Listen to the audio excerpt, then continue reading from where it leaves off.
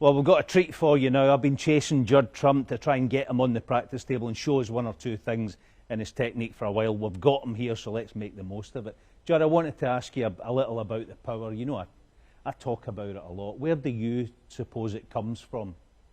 For me, I was always impressed with a couple of other players growing up, just local players in the club. I always wanted to be able to screw back the length of the table and stuff like that. So I think as I got older, I sort of managed to get more cue power, just timing really. I think also I don't spend a lot of time looking at my technique, but I think the power comes from a kind of flick the wrist when I get through it, and there's quite a few players that don't do that and they find it a little bit harder. So I think I just enjoy hitting the ball hard, and that along with sort of the flick of the wrist at the back sometimes, it helps generate a lot of power.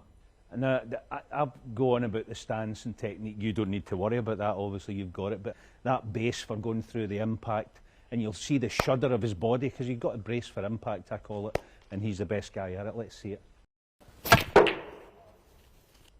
And it's even come back up top side of the blue. Now this cloth's pretty slow, so that was a good strike, wasn't it? Yeah, it was probably hit the ball a little bit too full on with a bit too much screw.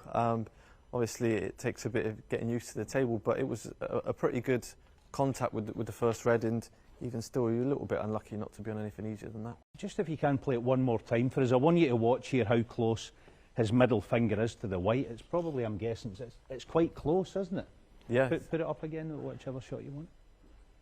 See, there's only about, I would say, about 5 or 6 inches between the tip of his fingers and the cue ball, which isn't a lot of room, so it's good that you can get that amount of power with such a short backswing. Yeah, I think I used to be a little bit further away than I am now. It's not something that I've consciously done, it's just happened natural. It must be from watching other players and stuff. It's just become a habit that I now just sort of a bit more compact, and probably why my break building has gone to a different level.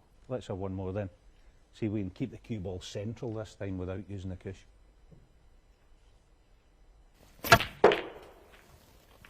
That's made to order again. It's just absolutely perfect, isn't it? It's a pretty good strike. I just got into it probably a little bit too much, but I'd settle for that in a match. Let's see you play a top spin black from a high black and get the cue ball arcing up the table. See if we can get some real revs on this cue ball. So you're going to get the cue ball coming off here and spinning round those reds. And up there, it's one of those nice looking shots, isn't it? He's getting himself ready for it. And nice and tight on it again.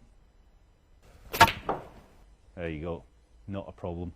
And if the table's quicker, you're plumb on the yellow. Yeah, yeah.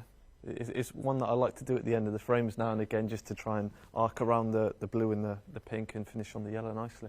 Thanks very much, Judd. That was absolutely awesome to see it. Judd Trump, the power and the glory. Hi, I'm Ronnie O'Sullivan and welcome to Eurosport Snooker on YouTube.